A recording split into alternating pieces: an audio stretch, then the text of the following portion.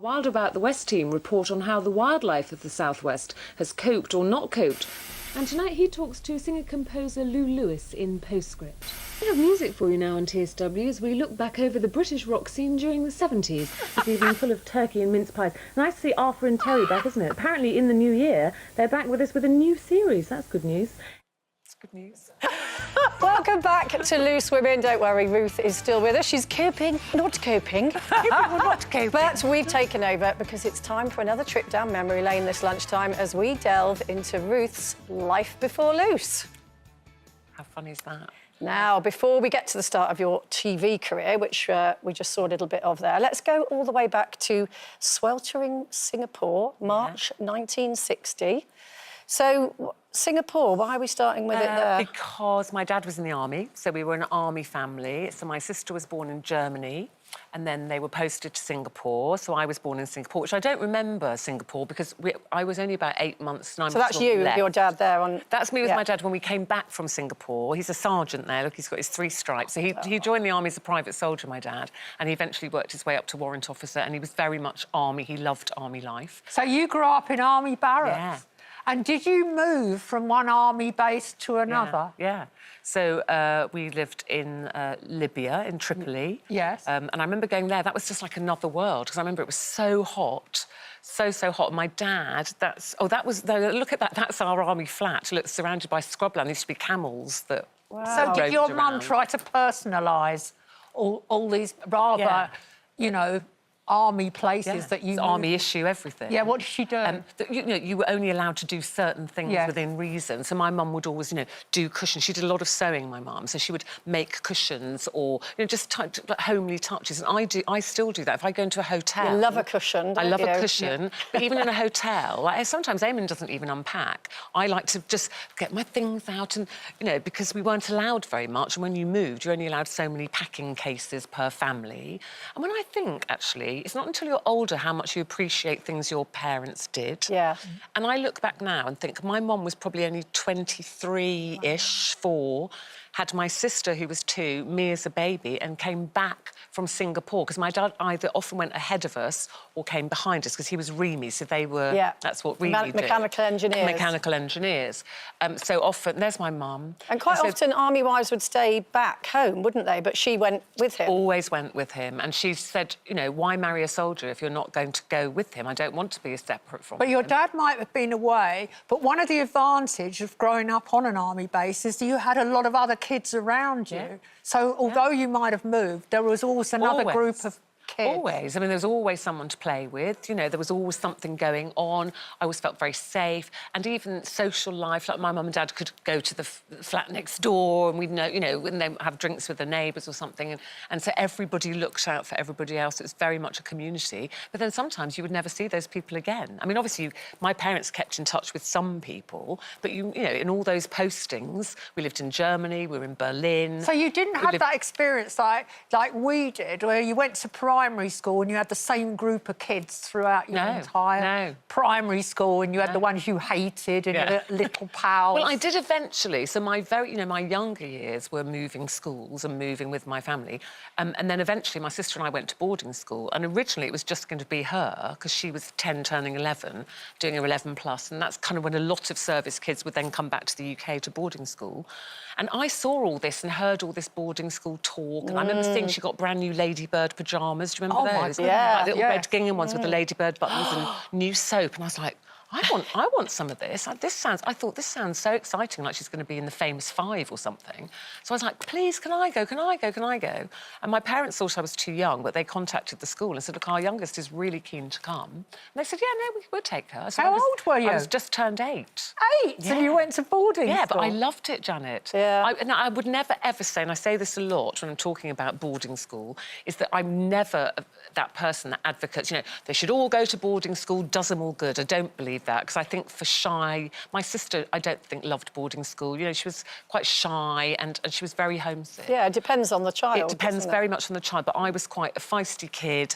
I loved it. My mum said you hardly looked over your shoulder. You got on the plane, it's like, bye, see you at Christmas. And you were in central London, right? Yes, so it was not a traditional boarding school. You know, so many girls' boarding schools, particularly all girls, are, you know, stuck in the middle of Wiltshire somewhere where you only go to the village shop on a Saturday. So my boarding school was in Hampstead. Ooh, posh. So everything, yes, it's quite posh, Hampstead. So everything, you had dormitories and a headmistress and a uniform, but you didn't have your school lessons there. So I went out to a day school and I went to Greycoats Grammar School for girls. Oh, my goodness, that was a rival with my grammar school. Yes, yes. yes. Ruth, I want to know, were you quite rebellious when you were at school? A little bit. I mean, not massively, Brenda. So, and actually, you know, this is the thing with my sister and I. You know, my sister always kept an eye out for me, and she was head girl at our boarding school and, you know, never broke rules, and she was really well behaved. And I did, you know, raiding the larder, midnight feasts, that kind of thing, you know. Hang on, weren't you smoking as well, Miss Whiter Than White? Damon told you that. Yes. Yeah. You so were I got smoking. a letter home, yeah. We all did a bit of smoking, and we got a letter. I thought they caught us smoking, and I was like, oh, they're going to write home to my parents. They're going to write home to my parents. And I was waiting every week for that letter, like, what's this we hear about you smoking? Nothing. I was like, oh, phew, got away with that. And then went home for whatever it was, Christmas. And my dad went in here and sat me, you know, he was sitting and I was standing. And he said, what's this about you smoking? But at the time, my dad had a big red leather box full of duty-free fags because it was army, and he smoked. And I remember thinking, hypocrite. And I was just like, oh, I know, Daddy. Sorry, Daddy. I won't do it again, Daddy. What was he like, your dad? What do you remember of him as when you were young? He was absolutely lovely, great fun. And I've said before that, you know, when people talk about the new man, I go, well, my dad was always a new man. My dad changed nappies. My dad, I remember, like, most Saturdays, you know, sometimes he was away on exercise and things, but he would take us out. I now realise, again, as an adult, he was giving my mum a break. And so he would take my sister and I out. He taught us to fish. He taught us to sail. He never did that thing like, I wish I'd had boys. He did everything with us. And he was a big huggy bear of a man. Yeah. Right, so along with the smoking, yeah, another little blot on your record, yeah, you failed your O-levels. Really badly. So I don't know how you've gone from being, in a short term, Miss Goody Two-Shoes 8-year-old to absolute dunce because at 16. Because well, dunce, but she was a rebellious teenager. And I wasn't a dunce. And I remember my dad used to get really cross with me because he'd done. I was very like my dad, and he'd done exactly the same. You know, he was very bright, my dad, but he didn't work hard at school. He messed around, and he could see me making the same mistakes. So he had to go into the army as a private soldier, and he often used to have officers telling him what to do. We used to think, you're an idiot, and I could do your job with my eyes closed. So I could see he didn't want me doing that. And he always used to say to me, you know where you'll end up? You'll end up on the peanut counter in Woolworths if you don't work hard. That was his thing. So at 16, you left school, and then your parents, so when your dad came out of the army, they moved to Cornwall. That must have been a bit of a gear change. Oh, my goodness, Jane, it was literally like I'd landed in another country. So I was 16, came home, you know, a little bit with my tail between my legs because I'd done badly in my exams. My mum was disappointed, as mothers can be. Ooh. And, yeah, and I read... So my dad had then come out of the army, so he'd done 27 years, and, you know, and they bought their house in Cornwall. That's where his family are from. And they bought this lovely, beautiful village. But for me, at 16, Brenda, you can imagine, you know, I just, like, landed in this place. And I didn't... Also, really awkward age. So 16, 17, I didn't know... You didn't have any friends? No, didn't know the local kids. So it was... But then I ended up loving it. I loved village life, actually. Once I got to know people, I really loved village life, but it was very different to me when I first got there. So you did a typing course? So I was a very directionless teenager. I'm really in awe of people, actually, that say... I mean, Eamonn always says he knew at age 7 he wanted to be a journalist because that's growing up in the Troubles. He was... You know, and that's exactly what he did. And so I'm really in awe of people that say, I want to be a doctor, I want to do this. And no, I didn't know. I was flailing around and just thought, I don't know what to do. And my mum said, look, go and learn shorthand and typing because at least you can get some temping work. And that's what I did. And actually, it was that shorthand and typing that got me into Television South West. Because you went to the pub and you met the woman who was going to change your life. So before that, we were just talking, so you're in Cornwall, you've left school, you've done a bit of typing. Shorthand and typing. Shorthand and I was and quite good at typing. it. I did the Very old dash it important. down. And you were hanging out in the village pub. Hanging out in the village pub. Not at and- 16, I hope. Of course not. I was of legal age, obviously. And obviously you get to know all the villagers, everyone's in the pub, so I love a village pub. And there was a lady called Pat Savage, and she worked at our regional local TV station, which was, in those days, Westwood Television. Yes. It's had many guises, Westwood Television. And we were chatting, and she's like, what are you going to do? And I was talking about, I don't know, my mum, you know, they're all getting a bit fed up with me because I don't know what I want to do. And she said, you know what, you should try and get a job at Westwood Television. It's really great Were fun. you speaking like this at the I was time? probably speaking a little bit like that at the time because, you know, I'd come from good girls' grammar school, girls' grammar So school she in thought London. she'd make a marvellous television. Well, I don't even think she thought that. I don't know what she thought. I don't know what she thought. But she, if it wasn't for her, I probably wouldn't be sitting here. And, you know, you said about sliding doors moments. And she said, I'm going to see if I can get you a meeting with the head of personnel. I mean, this would never happen now. Which she did. It's a man called Crispin. I'm sorry, Crispin, if you're watching this, I can't remember your surname, which is terrible, because he was so nice. And I just went in and had a chat with him. Did you wear a very prim and proper outfit? Did I? What was your interview I can't outfit? remember. It was I can't remember. I would have worn something. My mum would have made sure. You I was looked smart. respectable. Respectable, yeah. And so I went and just had a chat with him, told him what I was doing, and he said, keep doing what you're doing. So I was kind of like 6 months into this 9-month shorthand and typing course. And he said, because, you know, shorthand and typing can get you in here. He said, come back to me when you've passed your exams. And then I used to phone him up, like, every fortnight. Hello, Crispin. Hello, Crispin. It's Ruth Langsford. And I say, have you got any jobs? So I kept in touch. He'd go, not this week, Ruth. How's the course going? I go, yes, you know. Anyway, I passed my shorthand and typing quite well, as it happens. And he still didn't have any jobs. And I got a job working in the Civic Centre in Plymouth in the education department, just kind of temping. It was basically really a typing pool, and a lot of the women there were a bit older than me, you know, and it was fine, but for a young woman, I was Didn't feel like it was your didn't feel like it was my vocation. vocation. Right, who gave you a break in the Right, end? so How then did you get he that did. very respectable foot in the Well, door? he then phoned me one day, or contacted me and said, we've got a job's come up, I think you'd be great for it as a transmission logist. Well, he might have, I don't know, it might have been speaking another language. So basically you were in the back room. Well, yeah, I didn't know what it was. At that stage, did you want to be on camera? No, genuinely hadn't crossed my mind. So this was not me going, oh, I'll get in there and then I'll get on the TV and be a star. And actually, the first job, I worked in the control room, and I honestly swear, Janet, I walked in there and it was like, I love this place. I need to be in this place. Monitors, people going, stand by, Telesini, coming to you in 5, 4, 3, and 6 seconds to you, lights going off, you know, TV monitors. And it was like being on the Starship Enterprise. And at that moment, I was just like, I want to be here. Nothing to do with being on the TV. So you were at the bottom of the pecking order. Very much. Logging the shots, Logging and doing all that. very much like clerical assistant. Yes. How did your lucky break happen? Because I worked in that control room alongside, there was a glass window and the continuity presenters, and in those days it was all in vision. Wow. So it's like, hello, good evening, everything is in vision. And my job was giving them timings. So I kind of I knew how it all worked. And then my boss, David Sunderland, who's no longer with us, but he's very much responsible for this journey as well, called me up on a Friday afternoon. And I remember taking my notepad because I thought he'd want me to do something, you know. So it came about being organised with my notepad.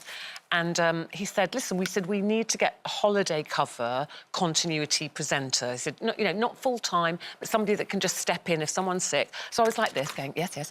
And I thought he was going to say, so can you type up an advert and we'll put it in, you know, the Stage magazine? And he said, and I wondered if you fancied an audition.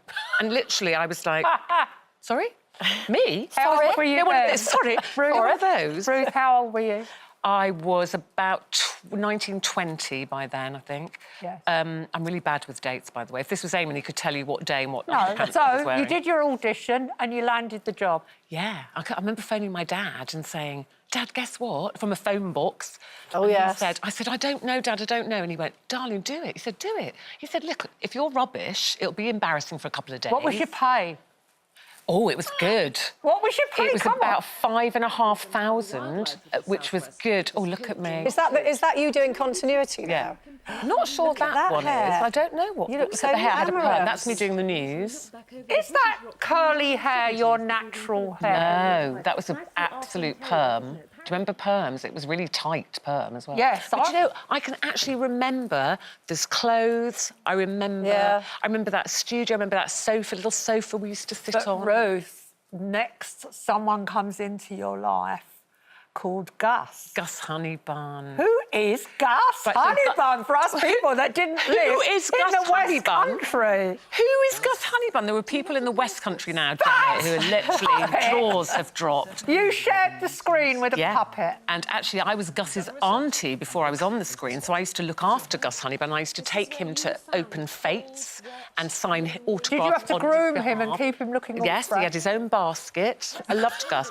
And then, once I got my job on TV, Gus Honeybun basically read it was a birthday slot, so I read the birthdays, and people would ask for... Well, I've shown you my phone today. How many messages have I had? About Gus I hope you're Honeybun. going to show Gus Honeybun. You read my birthday on Gus Honeybun. So that was So your warm-up. you were well in there, and then the station closed. Franchise shake-up, 1992, Janet, I think you Yes. remember. And we lost the franchise and we were all in total shock. That is my dear departed friend, the late, great Ian Sterling. He was a great help to me when I was learning the job. You and your black lace. Look Look at her, another hairstyle, another year, Yeah. another hair. You were going through the hairdressing manual. Yeah. So then you went freelance. You had to. You know, one of those, like, no choice. You know, the station closed and I went freelance and my first job was on Country File. I picked up some shifts on Country File and I remember after a couple of months, I said to my friend, oh, here's me on Country File. I'm sure Look at that lovely big jumper. You were always somewhere. So you basically went where they sent you? Yeah. Yeah. So I was still living down in the West Country in Plymouth, and then they'd say, right, we want you to go to Yorkshire and go to this farm and do this piece. Now, isn't that where Eamonn first spotted you? The very first time he actually physically laid eyes on me, he was at home on a Sunday morning watching Country File, and he says, he'll tell you the story, this woman popped up and I was doing a piece to camera on the back of a boat, and as he knows me now, I get terribly seasick, but I needed the money, so I was like, yeah, I'll go on a boat, yeah, I'll do that. And I'm bobbing up and down on a boat. And when I met him, and it was probably a couple of years later, he said something, and I said, oh, I'm doing some work for Country File, and he went, did you do a piece from Rathlin Island recently? And I went, yeah. And he went, were you on the back of a boat in a red jacket? And I was like, yes, that was me. So he spotted me. Brenda? Well, that was the question I was going to ask, because I love watching you and Eamonn on This Morning. I love the banter and everything. It's like, how hard is that to... Well, it must be quite easy because you're obviously married, but those moments that you have on the screen, are there any moments where you just feel like... Fucking him over the edge. Oh, yeah. All the time. All the time. And all the time. And actually, what's funny, Brenda, when I was talking earlier about, you know, sitting in that control room, and that's where I ended up working very quickly because I was determined to get into that control room because I loved it. We had all the monitors. You were monitoring all the different regional stations and things, and we had what we used to call the dirty feed. So it was a feed from the BBC. And Eamonn at that time, I'm pointing like it's up there. It's there. I can remember where it was. Eamonn was doing Open Air, which was a live show. You probably remember it, Janet. They talked about the last night's telly, and he was gorgeous, and I didn't even have the sound, but I remember always glancing up and thinking, he's hot, who's that? Well, it's a bit like Donny Osmond. Now, what happened on your first date? Well, Eamonn will tell everybody, because he loves this story, that he picked me up on a street corner. So when people say, how did you meet? Straight away, he goes, I picked her up on a street corner, which actually is true. We had a friend in common, and I was staying with her, and we'd been invited to a party. I'd never met Eamonn. And she suddenly said, oh, yeah, Eamonn's picking us up. And I was like, Eamonn Holmes? And she went, yeah, actually, go out, because he doesn't know, he's not coming in, he's just picking us up and I need to lock up and he doesn't know where the house is. So I went, oh, OK. And I literally was standing on a street corner in Wimbledon and he came along and he tells the story and went, now, where do you find a girl like that? And then he realised I was the friend. And the rest, as they say, is history. Does he remind you a bit of your dad? Yeah, I mean, a lot. Yeah. It reminds me a lot of my dad. Yeah. You know, people often say you're looking for your father. So he's you know, dogmatic sometimes like my dad. You know, I kind of that's why I spar with him, because I used to spar with my dad. But also he's very loving. Protective. Very protective, very cuddly, you know. So he's very like my dad and very, you know, if he's in your team, he's in your team, but don't cross him. Oh. That would be my Who dad. would you say wears the trousers in your house, Ruth? Equal, Brenda. Obviously me, really. No, it's equal. It's equal in different ways, you know, I think. And I hate when people say, like, we share everything equally. I think, well, we don't. You know, I never wash my car. I never put fluid in the car. You know, I What put the doesn't bin Eamonn down. do? Eamonn doesn't really tidy up the kitchen much. Does he cook? Doesn't cook. I cook, and I love cooking. I don't want him in my kitchen, actually. No. Oh. I'm happy with that. Well, it's been brilliant learning all about your Yeah. misspent youth. My Your time down the pub, I did all right smoking then. fags, Yeah. failing your O-levels. Who thought? Who did knew all right. that Ruth Langsford had this other side? I did all right. And Pat Savage, if you're watching, thank you. Yeah. So I'm here because of you, meeting you in the pub.